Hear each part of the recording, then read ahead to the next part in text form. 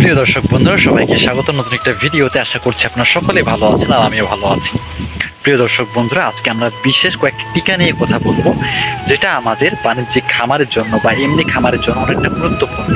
কারণ অনেক সময় দেখা যায় যে অনেক রোগ হয়ে যায়, কিন্তু আমরা সেটা ঠিক কী হয়েছে সেটা নির্ধারণ করতে পারি না।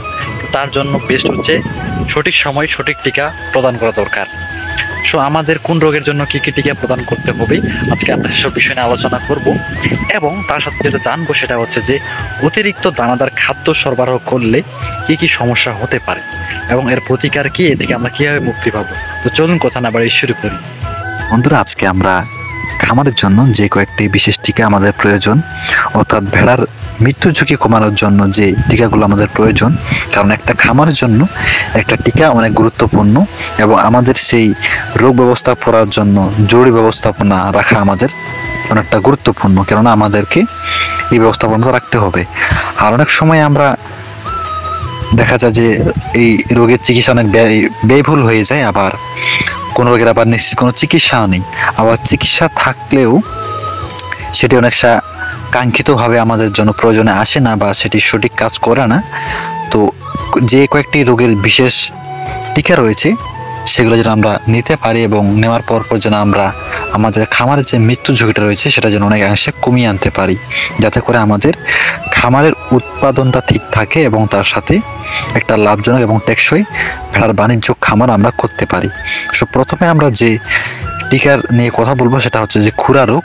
এই খুরা রোগের জন্য প্রথম ডোজ, যার নাম হচ্ছে ট্রাইভ্যালেন্ট, 3 মাস বয়সে দিতে হবে ভেড়াদেরকে।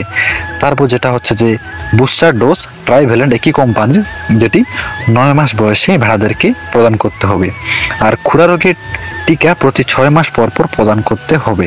সো আপনারা বুঝতে পেরেছেন খুরা রোগের জন্য আমরা কি কি টিকা গ্রহণ করব এবং কি কি নাম এবং তার সাথে কবে কবে এটি প্রদান করব। যেহেতু খামারের সকল ভেড়ার বয়স এক নয়, সে কারণে টিকা প্রদানের কর্মসূচি 1 মাস আগানো বা পিছানো করা যায়। তারপরে আমরা যে রোগটি নিয়ে কথা বলবো সেটি হচ্ছে যে পিপিআর টিকা বা পিপিআর রোগ। এই রোগের জন্য আমরা 4 মাস বয়সে, অর্থাৎ 4 মাস ভেড়া বয়সীকে এই টিকাটি প্রদান করতে পারবো। তারপর যে টিকাটা আমরা কথা বলবো বা যে রোগ নিয়ে কথা বলবো সেটি হচ্ছে যে পক্স, অর্থাৎ বসন্ত। এই বসন্ত রোগের জন্য ভেড়াকে 5 মাস বয়সে টিকা দিতে হবে। তারপরে আমরা যে রোগটি নিয়ে কথা বলবো সেটা হচ্ছে যে একথাইমা। আর একথাইমা রোগের টিকা প্রাপ্তি সাপেক্ষে 3 দিনের মধ্যে এবং 10 দিনের মধ্যে পুনরায় টিকাটা প্রদান করতে হবে। প্রিয় দর্শক বন্ধুরা, আজকে আমরা আরেকটি বিষয় নিয়ে আলোচনা করব, সেটা অনেকটা গুরুত্বপূর্ণ। কারণ আমরা অনেক সময় ভেড়াদের অতিরিক্ত দানাদার খাবার হয়ে থাকে, এর জন্য যে সমস্যা হয় সেটা আমরা অনেকে জানি না। সো এটি জানা আমাদের জন্য অনেকটা গুরুত্বপূর্ণ, যেটাকে আমরা বলি ভেড়ার এন্টেরোটক্সমিয়া।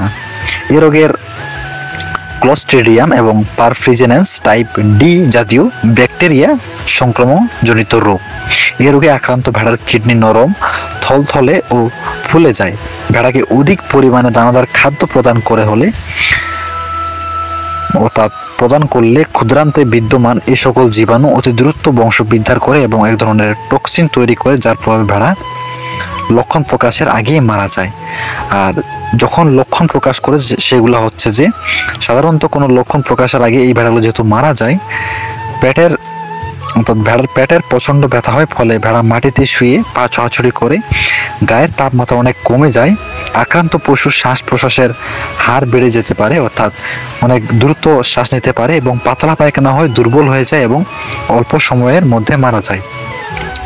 আর এই রোগে যদি আমরা চিকিৎসা নিয়ে কথা বলি, যেহেতু এই রোগের লক্ষণ প্রকাশের আগে হঠাৎ করে মারা যায়, সেহেতু এই রোগের চিকিৎসা প্রদানের সুযোগ অনেক কম। তবে লক্ষণ বোঝা গেলে ভেটেরিনারিয়ানের পরামর্শ মোতাবেক চিকিৎসা প্রদান করে যেতে পারে।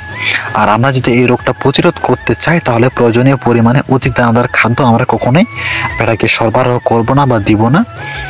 বিশেষত স্বাস্থ্যবান ভেড়াকে পরিমিত দানাদার খাদ্য সরবরাহ করতে হবে। খামারে হাইজেনিক ব্যবস্থাপনা নিশ্চিত করতে হবে, জীব নিরাপত্তা নিশ্চিত করতে হবে।